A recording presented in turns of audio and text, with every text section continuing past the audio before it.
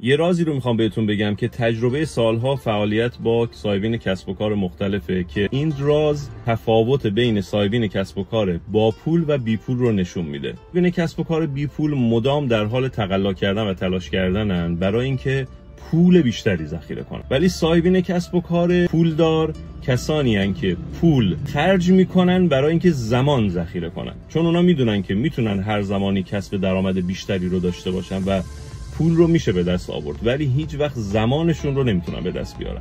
حالا برای این کار اینا فقط از یک چیز استفاده میکنن و اون یک چیز فقط اهرمه.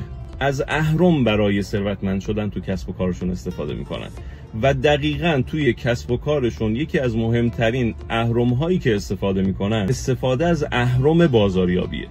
یعنی اگه شما 10% بازاریابیتون رو بیشتر کنید، از اون طرف چندین برابر ورودی های متفاوتی رو میگیری که کاملا براتون نمایان میشه. حالا میخوام یه داستانی رو براتون بگم از ویلی ساتون، یه سارق حرفه‌ای که به صورت تخصصی روی سرقت از بانک‌ها کار میکرده و میلیون ها دلار سرقت کرده بوده و نصف سن بزرگسالیشو توی زندان بوده و 2-3 بار البته فرار کرده. یکی از خبرنگارا یه روزی ازش سوال میکنه که آقا شما چرا به صورت تخصصی فقط رو بانک‌ها بودی؟ دلیلش چی بود که فقط از بانک‌ها سرقت میکردی؟